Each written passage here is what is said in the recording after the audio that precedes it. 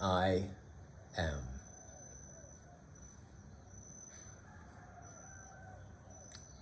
The way I say that changes every day. I've spoken of it over and over, and I will continue to. 3 letters, 2 sounds, I am. Even in Spanish, yo soy. All the languages, it's a simple expression of beingness.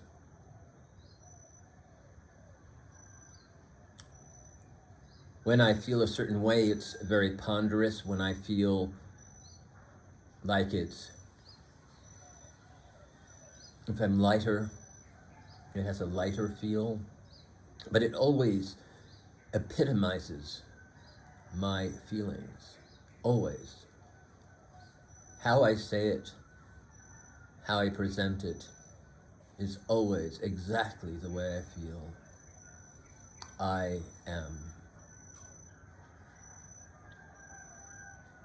I can think about it, I can talk about it forever, because what does that mean?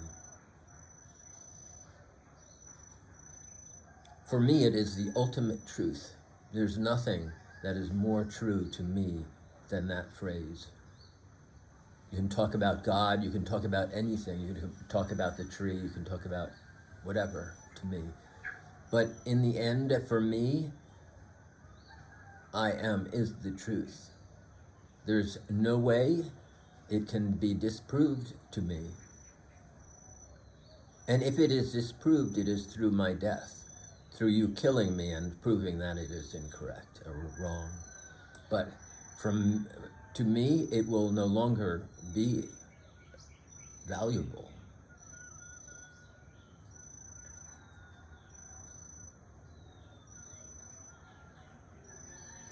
It doesn't matter what language it is in.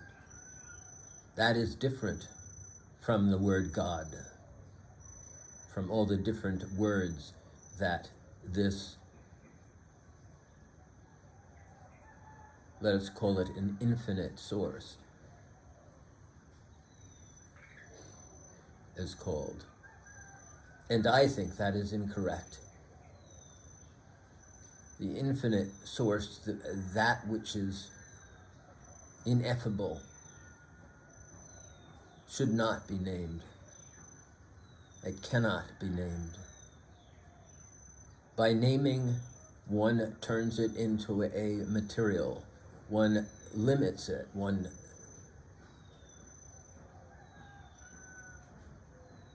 tries to take possession of it.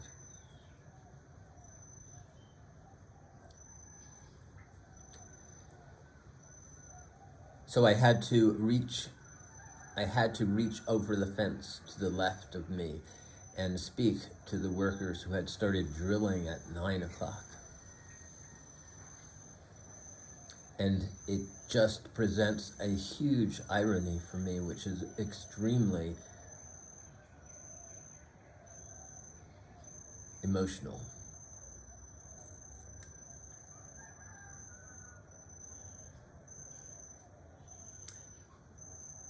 I have this woman on the right who is European who wants to control the environment because she's European and Europeans do that here in Bali.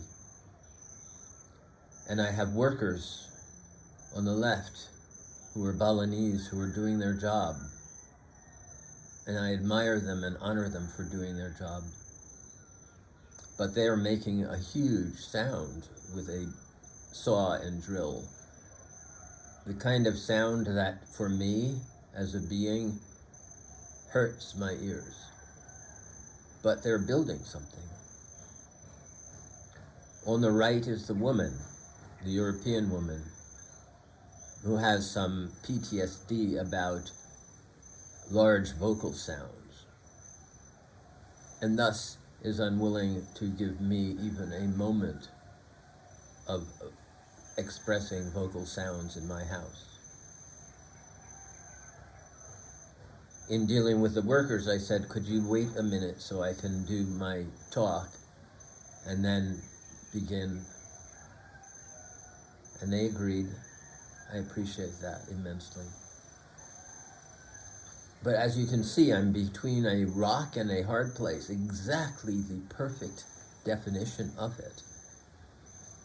On my right is somebody who wants me to be quiet, who is limiting my expression because of her issues. Won't even give me a half hour of time to do so. She threatens to, just threatens, let's say. Whereas on the left, the workers are giving me a half hour of time to be, so I can have quiet, and I can do this, and I can talk, and I can really be in my thoughts and express them to myself and to those who have interest. It's an irony. That word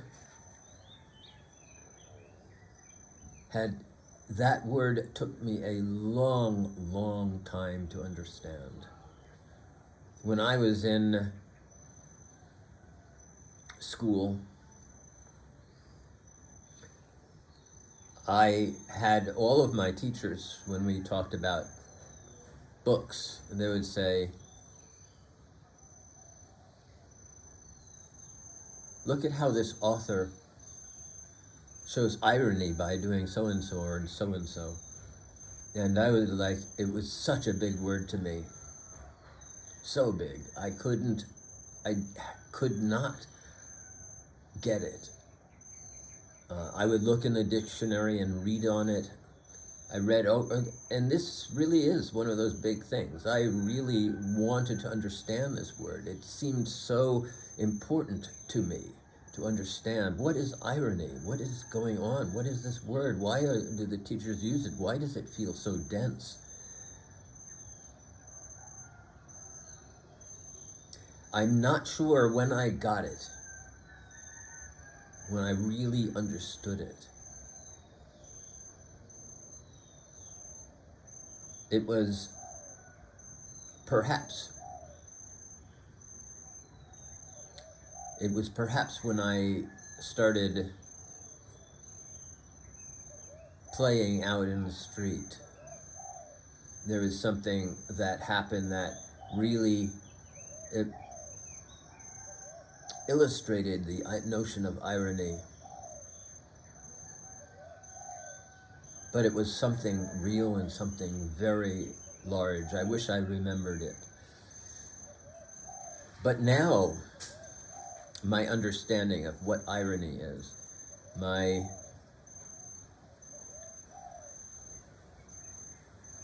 full understanding of it is so deep and so real and so rich.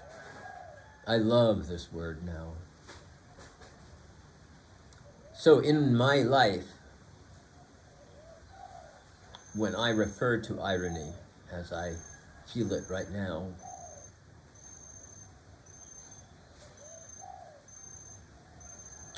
it's ironic that here I am in paradise, here I am in the so-called paradise, let us call it, and next to me is a woman, an European woman, and for me, as I have expressed before, European is associated with imperialism, racism, supremacy, superiority, religion, oppression. Here is this being who has her reasons, is oppressing me, oppressing the environment because of some reason that she has. And here I am, one of the oppressed beings, experiencing her oppression again. And she has a reason. She has been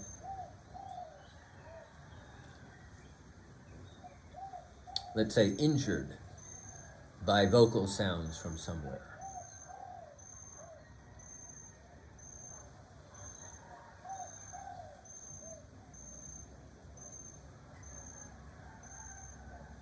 It is not my issue of what is happening to her and what has happened to her.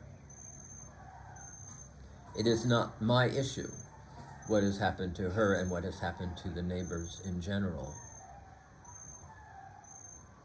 My full beingness, my yearning to fully be, is to express myself fully. Not only now, not only for a few moments, but always. And it's not loud all the time. I believe in dynamics, unlike most every musician presently.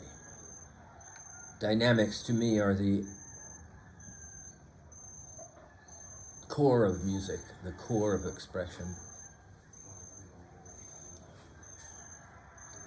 So for me, irony has come into full blossoming because it is ironic that I am in paradise and I am being oppressed and being limited in my full expression. Because for me, paradise is full expression. Paradise isn't a beautiful plant. The plant itself is beautiful, and I love the plant and love all the vistas and the gorge right in front of me. A full energy gorge which I yearn to sing into daily. That I am limited to do so by this European woman and all of the European neighbors. Not the Balinese neighbors. That's ironic.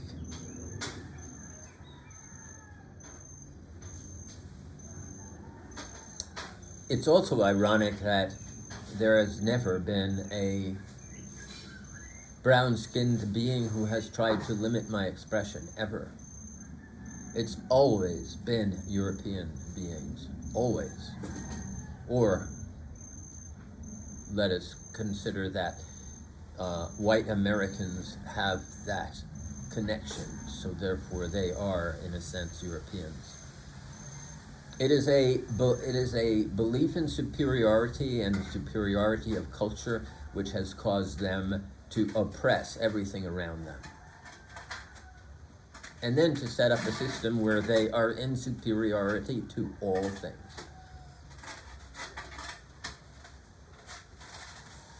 So my tour, my yearning at the moment is to figure out how to handle this situation.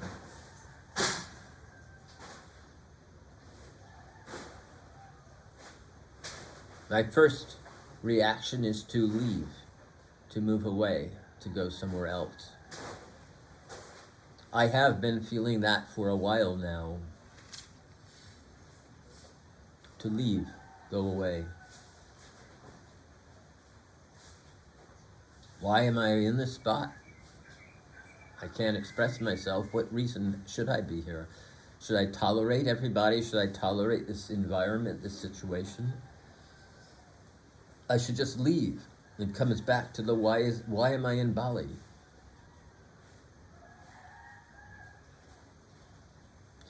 And then, when I go for my walk, I walk around the neighborhood with my bells on, chanting, singing, in the crevices to the trees, to the animals, saying hello to the Balinese beings I meet. The European beings won't say hello to me. They cast that eye to me that's full of something. I don't, and I cannot judge what it is. But it's curious to me always. I say hello to the Balinese. Almost all of them say hello and smile. It's rare that a Balinese will not do that. And they've taught me how to fully smile, how to get over the gap in my mouth and to fully smile whether I have the gap. And that is joy.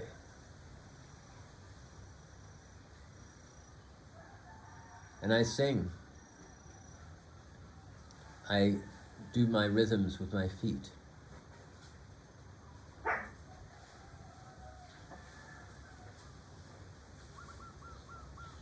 I passed this construction site, and here's an irony.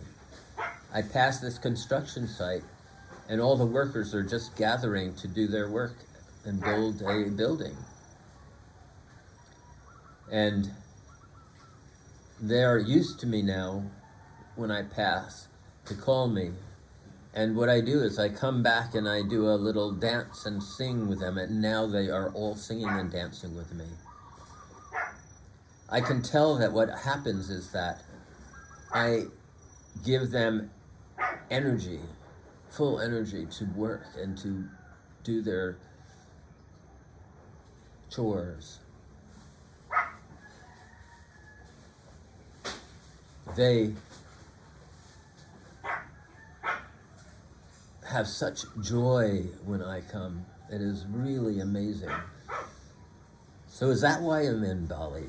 Is that why I'm here? Am I here to lift up the Balinese under the European yoke of their money system? The American money system, which is not present here, it is, but it is not as present as European. Am I here to lift up their voice? Because they call with me, they sing with me, they dance with me. The Europeans don't do that. They write on the internet and criticize me and call me names, insult me. So do the Islamic people. Not the Balinese. So here I have workers on my left, beings who I want to make joyful. And I'm doing this discourse and they're making a very loud saw sound, and I can't hear myself think, I can't hear myself talk. And I have to tell them to please be quiet.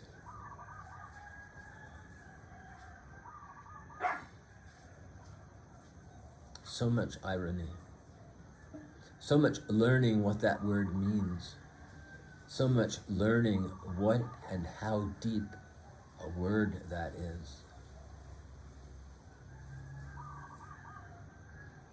And I am is ironic, because being as true a statement as this phrase is, and I accept all the I am phrases in all languages, I do not limit it to my English. I accept all I am. And at the same time, as true as it is, it's completely unprovable to anybody else. That's irony.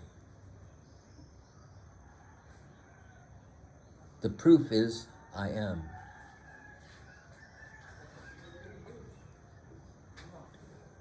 So I have always, for prayformances, since I really started understanding this, I've always started with I am. When I do not start with I am, then it is not a prayformance. Because from this place of beingness is the holographic resonance of the universe. From this place, I observe all the beauty that is around me. From this place, I express all my heart. From this place, I love all beings. From this place, I rage at all the beings who oppress others, because they do not understand I am. From this place, I radiate towards death with readiness and with a readiness that allows me to say that I am.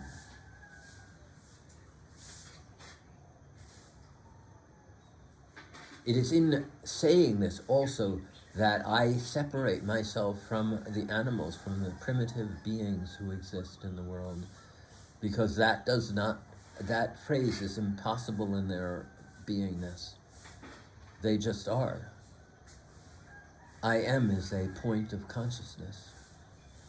It is the truth. It is a full consciousness phrase.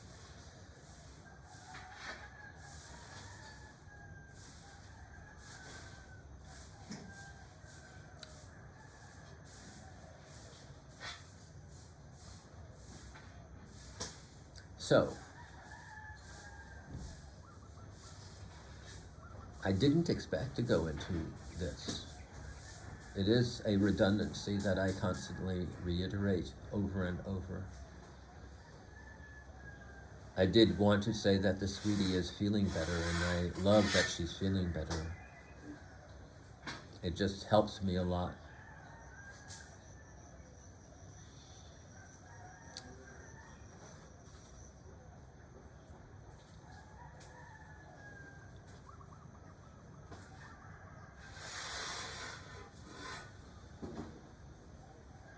I have a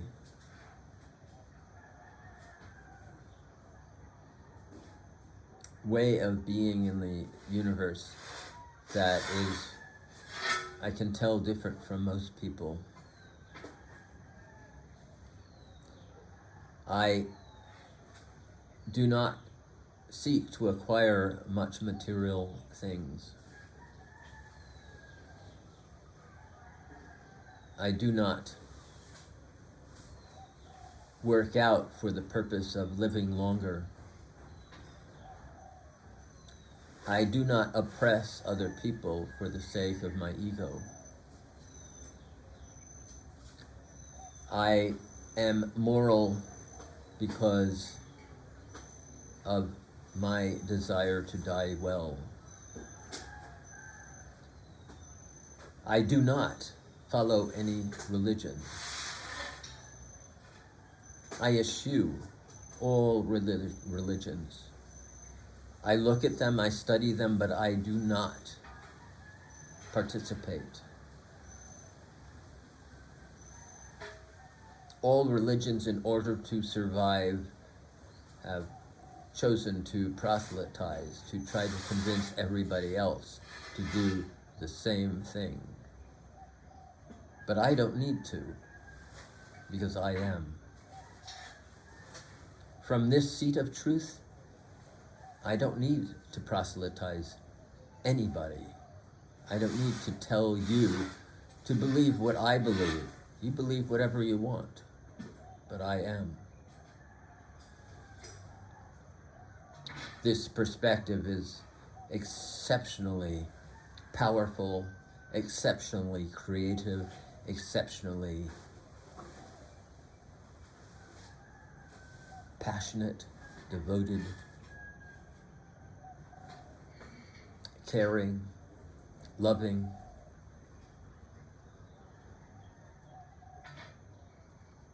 and full of honoring death.